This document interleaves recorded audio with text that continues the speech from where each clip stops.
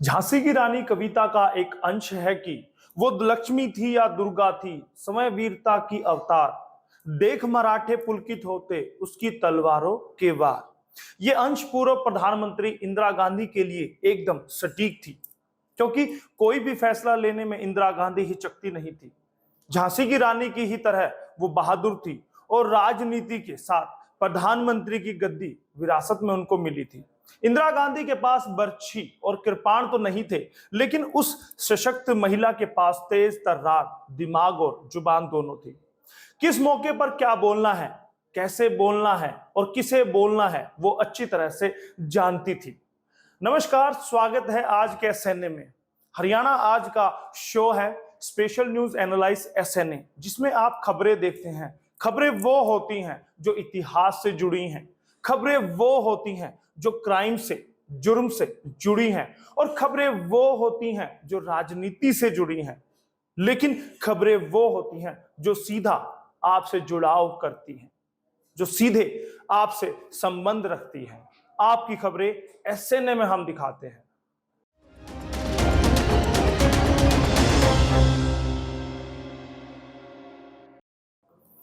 इंदिरा गांधी का पहनावा देश की ही आम महिलाओं की तरह था। वो साड़ी पहनती थी और सिर पर साड़ी का पल्लू रखती थी। आवाज बेशक उनकी धीमी थी, लेकिन जब वो बोलती थी तो अच्छे अच्छों की बोलती बंद कर देती थी। आज के इस एसएनए में हम इंदिरा गांधी के जीवन के कुछ खास पहलुओं के बारे में जानेंगे। उनकी गूंगी गुड़िया के सफर से लेकर दुर्गा कहलाने की छवि तक का सफर हम देखेंगे। हम जानेंगे कि जब इंदिरा गांधी राजनीति और देश के लिए काफी कुछ काम कर रही थी, तो फिर अचानक से एक फैसले ने उनकी जान ही कैसे ले ली। कहते हैं कि जुआ किसी का ना हुआ, और राजनीति भी एक ऐसा ही जुआ है, जहां पर एक सही पत्ता आपको बादशाह बना देता है, तो वहीं दूसरे पल ही एक गलत पत्ता सारी बाजी ही पलट कर रख देता है। और इंदिरा गांधी के साथ भी हुआ कुछ ऐसा ही। पिता से सीखी थी राजनीति की बारीकियां। इंदिरा गांधी का जन्म 19 नवंबर 1917 को हुआ। उनके पिता और पूर्व प्रधानमंत्री जवाहरलाल नेहरू आजादी की लड़ाई का हिस्सा रहे थे। इंदिरा गांधी के पिता नेहरू से राजनीति की बारीकियां उन्होंने सीखी। वह अजीब शख्सियत थी। इंदिरा गांधी के भीतर गजब की राजनीतिक दूरदर्शिता थी। 1938 में वह इंडियन नेशनल कांग्रेस में शामिल हुई और 1947 से 1964 तक अपने पिता और प्रधानमंत्री नेहरू के साथ काम किया। पिता के निधन के बाद कांग्रेस पार्टी में इंदिरा गांधी का काम देखकर लोग उनमें पार्टी और देश का नेता देखने लगे थे। वह सबसे पहले लाल बहादुर शास्त्री के मंत्रिमंडल में सूचना एवं प्रसारण मंत्री बने। गूंगी गुड़िया कहलाई थी इंदिरा गांधी। जी हां, आपको बता दें, इंदिरा गांधी को गूंगी गुड़िया का नाम समाजवादी नेता राम मनोहर लोहिया ने दिया था। उन्होंने कई बार संसद में इंदिरा गांधी को गूंगी गुड़िया कहा था। दरअसल प्रधानमंत्री बनने के बाद इंदिरा गांधी बहुत ज्यादा सहज नहीं थी। वे भाषण और संसद में बहसबाजी से बचती रहती थी और कम ही बोलती थी। 1969 में जब उनको बजट पेश करना था, तब इंदिरा गांधी इतनी डरी हुई थी कि उनके मुंह से आवाज ही नहीं निकल रही थी। प्रधानमंत्री बनने के बाद 1 या 2 साल तक तो वो बहुत ही तनाव में रही। इंदिरा गांधी उन कार्यक्रमों में असहज महसूस करती और उनसे बचने का प्रयास करती जहां उन्हें बोलना होता था। इंदिरा गांधी की इस असहजता पर विपक्ष हमेशा हमलावर रहा। तब राम मनोहर लोहिया ने इंदिरा गांधी को गूंगी गुड़िया तक कह दिया था। इंदिरा गांधी के कुछ ऐसे फैसले जिन्होंने देश और कांग्रेस को बदला। विपक्ष के तीखे तेवरों और पार्टी के भीतरी बगावतों से लड़ने के बावजूद इंदिरा गांधी ने कई ऐसे फैसले लिए जिसने देश और कांग्रेस की हालत को बदल डाला। 19 जुलाई 1969 को इंदिरा ने 14 बड़े बैंकों का राष्ट्रीयकरण कर दिया। जो बैंकिंग सेवाएं बड़े व्यापारियों और किसानों तक ही सीमित थी, अब वो देश की आम जनता और आम किसानों तक पहुंचने लगी। इंदिरा गांधी ने हरित क्रांति को बढ़ावा दिया और नतीजा यह हुआ कि पहले जहां भारत को अमेरिका से खाद्यान्न आयात करना पड़ता था, वही भारत अब खाद्यान्न को निर्यात करने लगा। पार्टी में आए दिन कलह को देखते हुए इंदिरा गांधी ने अलग रास्ता ले लिया, लिहाजा कांग्रेस का विभाजन हुआ। मोरारजी देसाई ने जहां कांग्रेस को ओ बना लिया, तो वहीं इंदिरा गांधी ने कांग्रेस आर बनाई, जिसे बाद में कांग्रेस आई का नाम दिया गया था। 1971 के लोकसभा चुनाव में इंदिरा गांधी ने गरीबी हटाओ का नारा दिया था। प्रचार के दौरान उन्होंने 26,000 मील की दूरी तय की और 300 जनसभाएं भी की। इंदिरा की आंधी चली, कांग्रेस आई ने 352 लोकसभा सीटें जीतकर प्रचंड बहुमत वाली सरकार बनाई। मोरारजी देसाई की कांग्रेस ओ को महज 16 सीटों पर संतोष करना पड़ा था। बदल दिया था पाकिस्तान का भूगोल। इंदिरा गांधी ने अपने समय में पाकिस्तान जैसे देश का भूगोल तक बदल कर रख दिया था। यह वो दौर था जब पूर्वी पाकिस्तान में पाकिस्तान की सेना ने आम लोगों की जिंदगी जहन्नुम बना दी थी। पूर्वी पाकिस्तान से शरणार्थी भारत आने लगे थे। 3 दिसंबर 1971 को इंदिरा कोलकाता में एक जनसभा को संबोधित कर रही थी। उस वक्त के कलकत्ता, जो आज के कोलकाता है, वहां पर वो संबोधित कर रहे थे। उसी समय सूचना आती है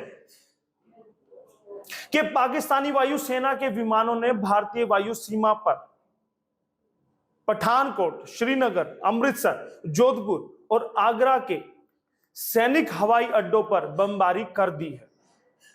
तब इंदिरा गांधी ने सबक सिखाने की ठान ली। भारतीय सेना ने पाकिस्तान को करारा जवाब दिया। 16 दिसंबर को भारतीय सेना ने पाकिस्तान के 93,000 सैनिकों को बंदी बना लिया। साथ ही पूर्वी पाकिस्तान भी आजाद हो गया था। इंदिरा की पहल पर बांग्लादेश नाम से नया देश बना, जिसके राष्ट्रपति बने शेख मुजीबुर रहमान। उस वक्त अटल बिहारी वाजपेयी ने इंदिरा गांधी को दुर्गा का अवतार तक कहा था। दुनिया को दिखाई ताकत। गुड़िया, जिसे गूंगी गुड़िया कहा गया था, वो आयरन लेडी बन चुकी थी। इंदिरा गांधी भारत को एक नई महाशक्ति बनाने में जुटी हुई थी। 18 मई 1974 को इंदिरा गांधी ने पोखरण में परमाणु परीक्षण करवाकर पूरी दुनिया को, देश को और अपनी खुद की ताकत भी दिखा दी थी। जिस इंदिरा को गूंगी गुड़िया कहा गया था, खिताब दिया गया था, वो अब आयरन लेडी बन चुकी थी। वह प्रभावी व्यक्तित्व वाली मृदुभाषी महिला थी और अपने कड़े से कड़े फैसलों को पूरी निर्भयता से लागू करने का हुनर जानती थी। 1975 में आपातकाल, इंदिरा ने लिखा काला अध्याय। 25 जून 1975 से 21 मार्च 1977 के बीच देश में 21 महीने का आपातकाल लगाया गया। तत्कालीन राष्ट्रपति फखरुद्दीन अली अहमद ने तत्कालीन प्रधानमंत्री इंदिरा गांधी के नेतृत्व वाली सरकार की सिफारिश पर संविधान के अनुच्छेद 372 के अधीन देश में आपातकाल की घोषणा की थी। 25 जून और 26 जून की मध्य रात्रि में तत्कालीन राष्ट्रपति के हस्ताक्षर करने के साथ ही देश में पहला आपातकाल लागू हो गया था। अगली सुबह समूचे देश ने रेडियो पर इंदिरा गांधी की आवाज, एक संदेश सुना। भाइयों और बहनों, राष्ट्रपति जी ने आपातकाल की घोषणा की है। इससे आतंकित होने का कोई कारण नहीं है। आपातकाल के बाद प्रशासन और पुलिस के द्वारा भारी उत्पीड़न की कहानियां सामने आई थी। विरोधियों और विपक्षी बड़े नेताओं को जेलों में ठूस दिया गया। प्रेस पर भी सेंसरशिप लगा दी गई। हर अखबार में सेंसर अधिकारी बैठा दिया गया। उसकी अनुमति के बाद ही कोई समाचार छप सकता था।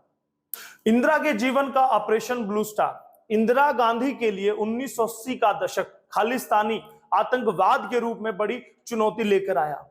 1984 में सिख चरमपंथ की धीरे धीरे सुलगती आग फैलती गई और अमृतसर के स्वर्ण मंदिर में चरमपंथियों का जमावड़ा होने लगा था। जून 1984 में इंदिरा ने सेना को मंदिर परिसर में घुसने और ऑपरेशन ब्लू स्टार चलाने का आदेश दिया। स्वर्ण मंदिर में हजारों नागरिकों की उपस्थिति के बावजूद इंदिरा गांधी ने आतंकवादियों का सफाया करने के लिए सेना को धर्मस्थल में प्रवेश करने का आदेश दिया। इस ऑपरेशन में कई निर्दोष नागरिक भी मारे गए।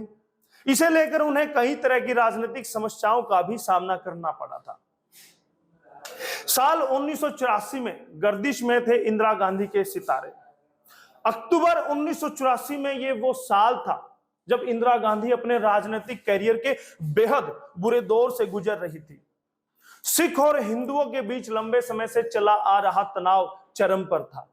सिखों के बेहद पवित्र माने जाने वाले स्थल स्वर्ण मंदिर में चरमपंथियों के घुस जाने के कारण इंदिरा गांधी को वहां सेना भेजनी पड़ी थी। सैकड़ों लोग मारे गए। स्वर्ण मंदिर में सेना भेजने के कारण सिख समुदाय में इंदिरा गांधी के प्रति असंतोष और गुस्सा भड़क उठा था और इंदिरा गांधी को जान से मारने की धमकियां लगातार मिलने लगी थी। 31 अक्टूबर की सुबह इंदिरा गांधी की मौत का दिन ब्रितानी अभिनेता पीटर उस्तिनोव के साथ लोन में इंदिरा गांधी के साथ एक इंटरव्यू की तैयारियां हो रही थी। पीटर इंदिरा गांधी पर एक डॉक्यूमेंट्री बना रहे थे। बेअंत सिंह इंदिरा गांधी के अंगरक्षक थे। जब इंदिरा पीटर से मिलने के लिए जा रही थी तभी बेअंत ने रास्ते में उन पर हमला कर दिया। सामने से रिवॉल्वर से फायरिंग कर दी गई। इंदिरा जी जमीन पर खून में लथपथ पड़ी थी। चारों ओर अफरा तफरी का माहौल था।